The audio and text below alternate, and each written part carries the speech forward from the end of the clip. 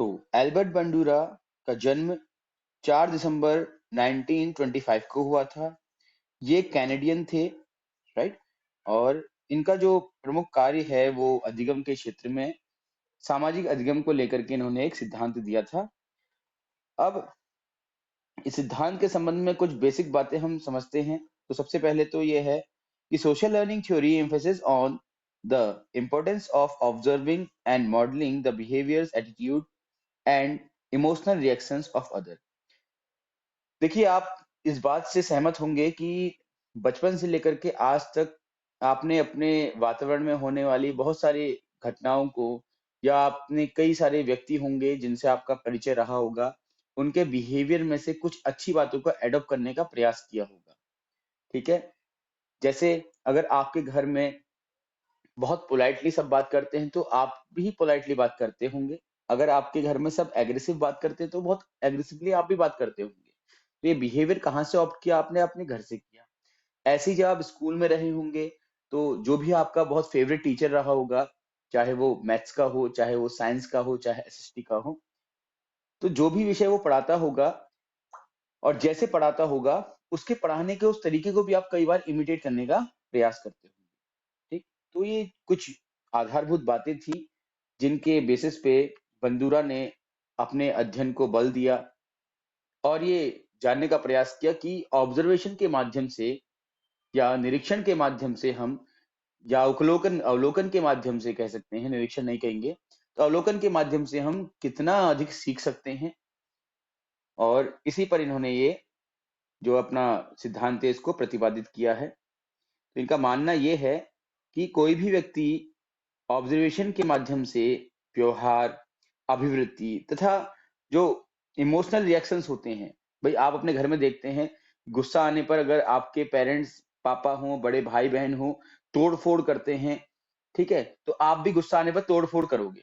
ठीक है? आपके पेरेंट्स जो है गुस्सा आने पर शांत बैठ करके एक रूम में रोते हैं, तो आप भी क्या करोगे? ऐसा ही करोगे। मतलब जैसा भी आप अपने पेरेंट्स से, सबसे पहली फैमिली से, सबसे पहली सोसाइटी तो हमारी जो है वो परिवार ही होता है, आप जानते हैं। जैसा आप वहां से इमिटेशन करते हैं वैसे ही आप अपने व्यवहार को बना लेते हैं। Social learning theory focuses on the learning that occurs with in a social context. ये एक ऐसा सिद्धांत है जो पूरी तरह से क्या है, सामाजिक संदर्भ में लिया गया है। मतलब बिना समाज के तो आप सीख ही नहीं सकते, ये इसका बेसिक की कंसेप्ट है।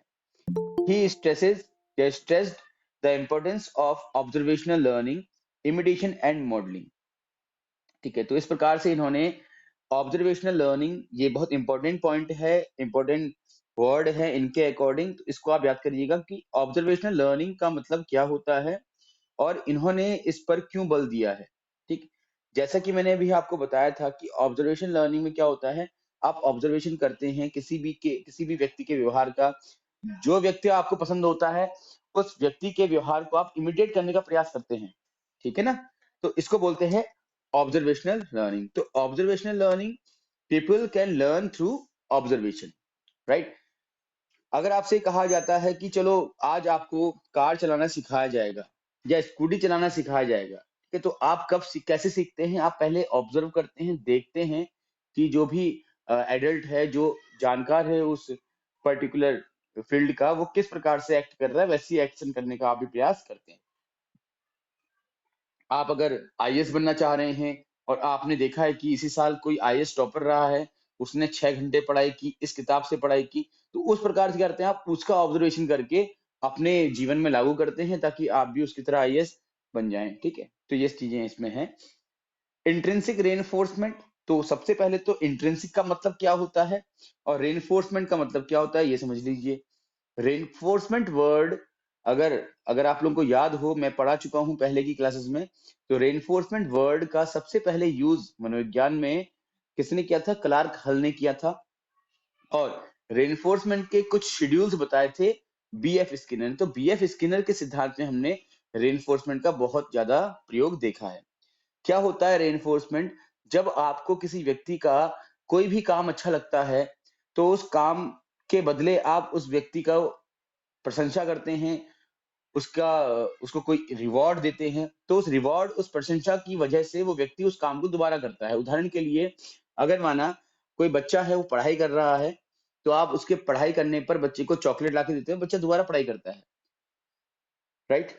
माना बच्चा कुछ कविता आपको सुनाता है, और जब वो आपको कविता सुनाता है तो आप उसको एक चॉकलेट देते हैं, तो बच्चा दोबारा से आपके सामने आकर के कविता सुनाने का प्रयास करता है, क्योंकि उसको आपसे चॉकलेट चाहिए। तो कविता सुनाने के बाद जो आप चॉकलेट दे रहे हैं वो क्या है? रेनफोर्समेंट है। किसी भी काम की जो प्रवृत्ति होती है, या कहें कि उसकी जो आवृत्ति होती है, जो फ्रीक्वेंसी होती है, उसको बढ़ाने के लिए हम जो भी उद्दीपन देते हैं उसको हम रेनफोर्समेंट कह देते हैं, ठीक है? हम इसको एक सिंपल सी इंग्लिश स्टेटमेंट में हम ऐसे बोलेंगे कि reinforcement whatever we use to the reoccurrence of any behavior, किसी भी व्यवहार की पुनरावृत्ति कराने के लिए आप जो कुछ भी यूज करते हैं, प्रयोग करते हैं या उद्दीपन देते हैं, उसको हम रेनफोर्समेंट कहते हैं। इंट्रिंसिक मीन्स क्या है? इंट्रिंसिक मतलब होता है अंदर का, एक्सट्रिंसिक मतलब होता है बाहर का। तो इंट्रिंसिक रेनफोर्समेंट मतलब कि अंदर से रेनफोर्समेंट आएगा। अब अंदर से कैसे आएगा रेनफोर्समेंट? तो भाई आप अब इतने बड़े हो चुके हैं, आज आपको कोई कुछ इनाम देगा उसके बाद आप कुछ काम करेंगे, ऐसा तो नहीं है ना। आप पढ़ाई कर रहे हैं, आपको पढ़ाई करने में बहुत आनंद की प्राप्ति होती है, आप कुछ नया सीख रहे हैं तो आप और पढ़ते हैं, राइट? आप पढ़ाई कर रहे हैं या कोई भी आप काम करते हैं, उस काम को करने पे आपको अंदर से इंटरनल हैप्पीनेस होती है, तो आप उस काम को दोबारा करते हैं। तो वही चीज है, जो आपके अंदर से जो आपको खुशी हो रही है, वही क्या आपके लिए इंट्रिंसिक रेनफोर्समेंट होता है। Mental states are important for learning, ठीक है? तो ये कह रहा है कि इंट्रिंसिक रेनफोर्समेंट में कि जो हमारी मानसिक अवस्था होती है किसी भी अधिगम के लिए, वो बहुत ज्यादा महत्वपूर्ण होती है। इसलिए हमें बाहरी जो पुनर्बलन होते हैं उनकी उतनी आवश्यकता नहीं होती है, बल्कि हम अपने आंतरिक पुनर्बलन के माध्यम से अधिक ज्यादा कुछ कार्य करने के लिए प्रेरित होते हैं। फिर है modelling process. Learning does not lead to a change in behaviour. जो भी अधिगम है उससे आप का जो व्यवहार है उसमें परिवर्तन आता है या नहीं आता है, इसके संबंध में आपको मॉडलिंग प्रोसेस पर जानकारी दी गई है। ये आगे चलते हैं। ऑब्जर्वेशनल लर्निंग क्या है मैं आपको बता चुका हूं, फिर भी एक बार देख लीजिएगा। अ लाइव मॉडल, भाई तीन तरह के यहाँ पर मॉडल बताए गए हैं आपको। एक लाइव मॉडल है जो कि आपके सामने है। वर्बल इंस्ट्रक्शनल मॉडल है, आपसे कहा जा रहा है कि ऐसा करो ऐसा करो, आप उन बातों को सुन करके एज इट इज आप क्या कर रहे हैं, प्रोसीड कर रहे हैं आगे। अ सिंबॉलिक मॉडल, भाषा के माध्यम से जो आप पढ़ते हैं उसका आप प्रयोग करते हैं, ये सब। तो लाइव मॉडल में क्या है? Involve an actual individual demonstration और एक्टिंग आउट अ बिहेवियर। जैसे लेबोरेटरी में क्या होता है कि आपका जो टीचर होता है वो आपको, अगर केमिस्ट्री की लैब में आप जाते हैं तो बताता है कि भाई आपको ऐसे ऐसे काम करना है, आपके सामने पहले करके दिखाता है। आप जैसा अपने टीचर को करते हुए देखते हैं वैसे ही आप क्या करते हैं, इमिटेशन करना शुरू कर देते हैं। वर्बल इंस्ट्रक्शंस या verbal instructional model involves descriptions and explanation of a behaviour. तो इसमें क्या होगा कि आपके सामने जो इंस्ट्रक्टर है वो करके तो नहीं दिखाएगा आपको, बट वो आपको इंस्ट्रक्शन बोल के दे देगा कि भाई पहले ऐसा करो फिर ये करो, ठीक है? पहले एक टेस्ट ट्यूब लो, उस टेस्ट ट्यूब में पहले H2SO4 डालो, फिर उसके बाद उसमें कुछ और डालो, एटसेट्रा करके आप काम करिए। वो बोलता रहेगा, आप सुनते रहेंगे और उस काम को आप कर लेंगे इमिटेशन के माध्यम से, मतलब कि क्या है कि उसको इंस्ट्रक्शंस के माध्यम से। अ symbolic model which involves real or fictional characters displaying behaviors in book, film, television programmes और ऑनलाइन मीडिया। अब यहाँ पर आपके सामने कोई इंस्ट्रक्टर नहीं रहेगा आपको डेमोन्स्ट्रेट करने के लिए, आपको इंस्ट्रक्शन देने के लिए, बल्कि आप किताबों के माध्यम से जो किताबों में लिखा होगा उसका प्रयोग करके ये काम करेंगे, ठीक है? अब इन तीनों के एग्जाम्पल मैं आप लोगों को आपके किचन से दे देता हूँ, ठीक? माना कि आपने कोई चाय बनाना सीखना है, तो पहले केस में क्या होगा, आपकी मम्मी आपके सामने पूरा जैसे चाय बनाते हैं वो सारे एक्ट करेंगी। जैसे पहले फ्राई पैन लेंगी, उसमें फिर वाटर डालेंगी, उसको गर्म करेंगी, चाय पत्ती लेंगी, दूध डालेंगी, वट जो भी प्रोसेस होता है वो करेंगी, आपको करते हुए दिखाएंगी और फिर आपसे कहेंगे जैसा मैंने किया है वैसा कर।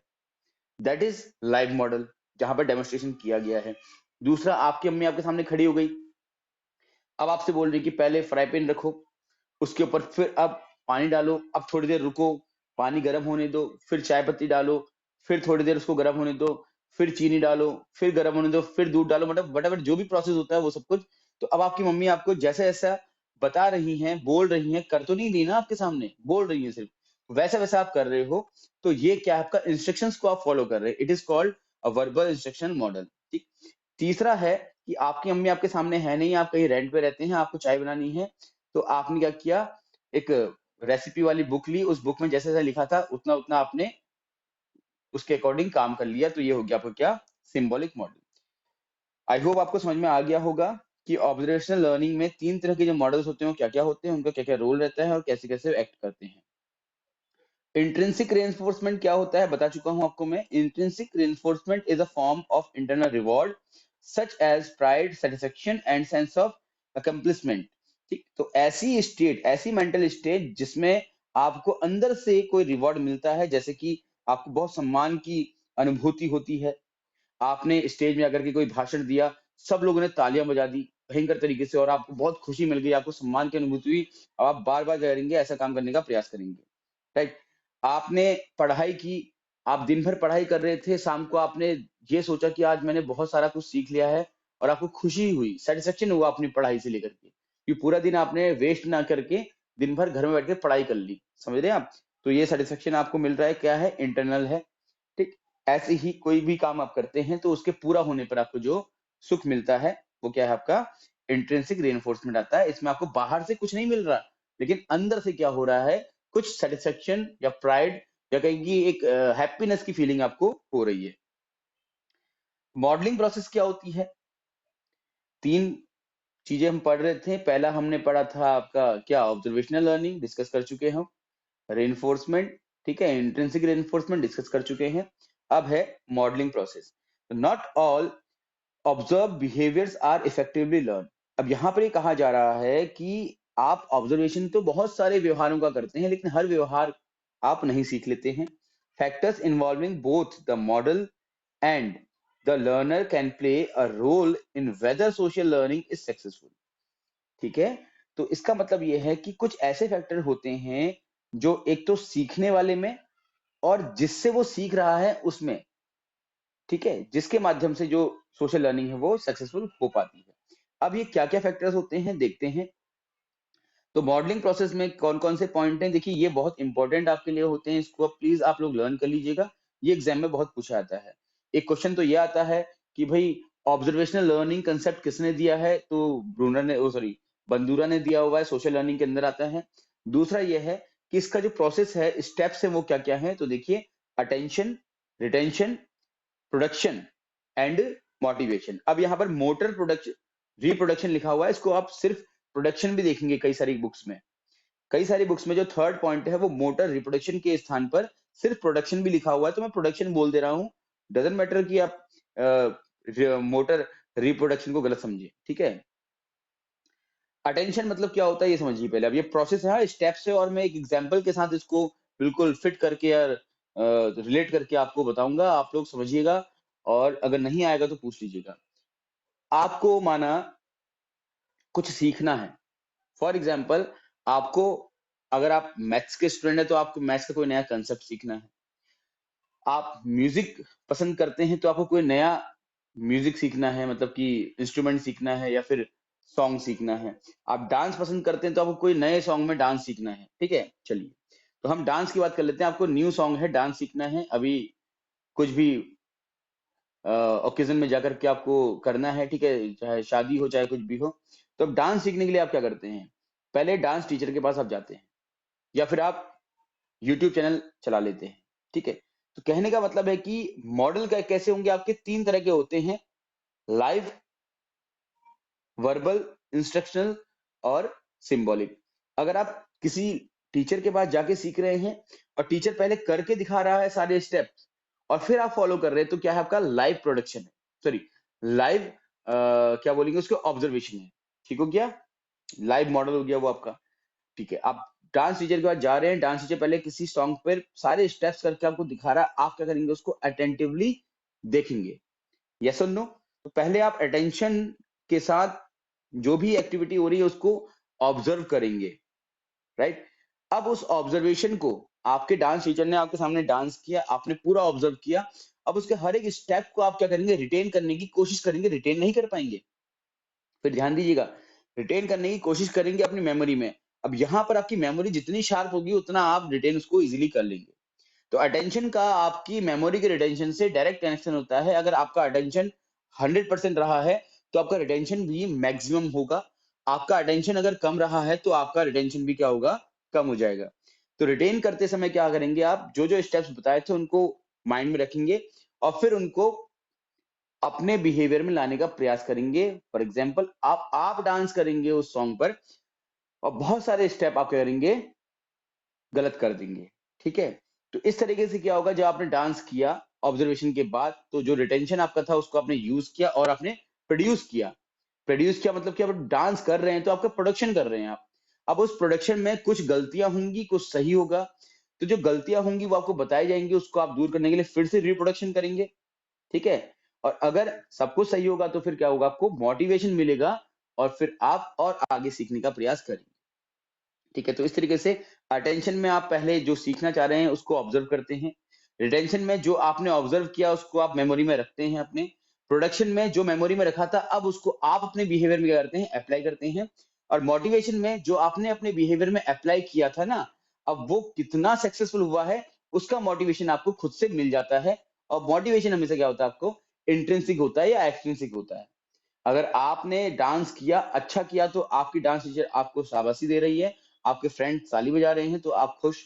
ठीक, इस तरीके से। तो मोटिवेशन मिलने पर क्या करते हैं, फिर आप दोबारा से उस व्यवहार को अपनाते हैं। राइट, आपने बहुत अच्छा डांस किया, सबने तारीफ की आपकी, मोटिवेशन मिला, आप दोबारा से डांस करेंगे आप एंड ऑल। ठीक, प्रिंसिपल्स क्या होते हैं आप सोशल लर्निंग के, देख लीजिए। तो सबसे पहला तो है, people can learn by observing the behaviour of others and the outcomes of those behaviour. जो लोग हैं वो दूसरों को, हम कोई भी हो, हम अपने समाज के लोगों के व्यवहार को देख करके या उसको ऑब्जर्व करके सीखते हैं। ठीक है, और उससे भी इंपॉर्टेंट है कि उनके उस व्यवहार से क्या आउटकम्स आए हैं। राइट, देख रहे हैं ना, people can learn by observing the behaviour of others and the outcomes of those behaviour. जो अदर्स, जो अदर लोग हैं, दूसरे लोग हैं, उन्होंने जो व्यवहार किया है उस व्यवहार के बाद क्या आउटकम मिले हैं उसके बाद हम उसको सीखते हैं। माना कोई बच्चा है, वो अपशब्द बोलता है, वो उसका व्यवहार है, आपने ऑब्जर्व किया और आपने देखा कि उसके अपशब्द बोलने के बाद उसको क्या मिला है, मार पड़ी है, उसको डांट पड़ी है, तो अब आप उसको नहीं सीखते। अगर वो कुछ ऐसा व्यवहार कर रहा है जिससे उसको रिवॉर्ड मिल रहा है, माना बच्चे ने कोई स्टोरी सुनाई, कोई कविता सुनाई और उसको शाबाशी मिली, चॉकलेट मिली, तो अब आप उसके उस व्यवहार को खुद भी अपनाने का प्रयास करते हैं। Learning can occur without a change in behaviour. व्यवहार में परिवर्तन किए बिना भी अधिगम हो सकता है, बहुत इंपॉर्टेंट है, याद रखिएगा आप। ठीक है, हम आज तक ये कहते आए हैं लर्निंग की डेफिनेशन में, what is learning, learning is a desirable change in behaviour. लेकिन यहाँ पर सोशल लर्निंग थ्योरी में ये जो प्रिंसिपल है ये बिल्कुल कॉन्ट्राडिक्टरी है इसका, जो कह रहा है कि learning can occur without a change in behaviour. व्यवहार में परिवर्तन किए बिना भी हम क्या कर सकते हैं, अधिगम कर सकते हैं। Cognition plays a role in learning. और जो संज्ञान है वो किसी भी प्रकार के अधिगम में एक अच्छी भूमिका निभाता है, क्योंकि संज्ञान क्या है पहले तो आपको ये जानना चाहिए। पता है तो अच्छी बात है, नहीं पता है तो इसी हमारे चैनल में एक पूरा वीडियो बना हुआ है कॉग्निशन के संबंध में, उसको आप देख सकते हैं। ठीक है, जीन पियाजे की थ्योरी में है वो, एक पूरे वीडियो में कॉग्निशन ही समझाया गया है। ठीक है ना, तो कॉग्निशन क्या होता है, आपकी जो मानसिक संक्रियाएं होती हैं उसको हम कॉग्निशन कहते हैं। क्लियर है, आप माना नैनीताल जाते हैं और नैनीताल में लेक देखी है आपने, और आपको पता है कि लेक जब जहां होती है तो वहां बोटिंग भी होती है। राइट, और बोटिंग होती है तो उसका कुछ किराया भी होता है। ओके, अब आप कहीं और चले गए, माना कि आप नकोचिया नकुचिया ताल चले गए, वहां पर भी बोटिंग हो रही, तो आप एक आइडिया लगा लेते हैं कि भाई नैनीताल में बोटिंग में कुछ रेंट देना पड़ता था तो यहाँ भी देना पड़ेगा। समझ रहे हैं आप, तो ये क्या था, आपका कॉग्निशन था, मतलब कि आपका पूर्व जो ज्ञान था नैनीताल के संबंध में, उस ज्ञान का प्रयोग आपने नकुचिया ताल की विजिट में भी कर लिया। इसी प्रकार से जब आप गणित के सम करते हैं तो जो पुराने जो सम होते हैं आपको वो न्यू प्रॉब्लम्स को सॉल्व करने में हेल्प कर देते हैं। तो पूर्व में सीखी गई कोई भी नॉलेज आपकी जो है वो न्यू प्रॉब्लम को सॉल्व करने में अगर हेल्प करती है तो उसको हम क्या बोलते हैं, मानसिक संक्रिया बोलते हैं या संज्ञान बोल देते हैं, ठीक है। और इसी के अंदर आपका एसिमिलेशन एकोर्डिंग बहुत सारे कंसेप्ट है, इसे आप उस वीडियो में जाकर के देख सकते हैं अगर चाहें तो कॉग्निशन क्या है भाई? ये मानसिक संक्रियाएं, कुछ भी सीखने में मानसिक संक्रियाएं तो लगनी लगनी। आपके सामने कोई एक्शन कर रहा है, कोई व्यवहार कर रहा है, उस व्यवहार को ऑब्जर्व करने के बाद आप रिटेन कर रहे हैं, उसको अप्लाई कर रहे हैं, तो सब क्या है? मानसिक संक्रियाएं तो है, मेंटल प्रोसेस तो है ना। फिर है cognitive factors in social learning. सामाजिक अधिगम में अब कौन कौन से संज्ञानात्मक कारक होते हैं? पहला है learning without performance, cognitive processing during learning, expectations, reciprocal, causation and modelling. ठीक है, तो ये कुछ कॉग्निटिव फैक्टर्स हैं सोशल लर्निंग के, इनको आप लर्न कर लीजिएगा। देखिए क्या मतलब है इनका। तो बता रहा है कि अधिगम करने के लिए हमें प्रदर्शन करने की आवश्यकता बिल्कुल नहीं है, बिना प्रदर्शन किए भी हम अधिगम कर सकते हैं रिटेंशन के द्वारा। कॉग्निटिव प्रोसेस ड्यूरिंग लर्निंग, जब भी अधिगम होता है तो उस समय कुछ ना कुछ कॉग्निटिव प्रोसेस होती है। एक्सपेक्टेशंस अगर हो तो ही आप कुछ ऑब्जर्वेशन करते हैं और उसकी लर्निंग कर पाते हैं। रेसिप्रोकल कॉजेशंस होती हैं, ठीक है, एंड मॉडलिंग। ठीक, तो ये हमारा हो गया है। अच्छा, एक और पॉइंट है इसमें बहुत इंपॉर्टेंट है सोशल लर्निंग का। सोशल लर्निंग के अपने सिद्धांत को प्रतिपादित करने के लिए बंदूरा ने एक एक्सपेरिमेंट किया था अपने कुछ स्कॉलर्स के साथ मिलकर के, जिसे बोबो एक्सपेरिमेंट कहते हैं। आप नोट डाउन कर लीजिएगा, व्हाट इज बोबो एक्सपेरिमेंट। तो भाई बोबो एक्सपेरिमेंट में क्या होता है आपको मैं जरा सा बता दूं कि एक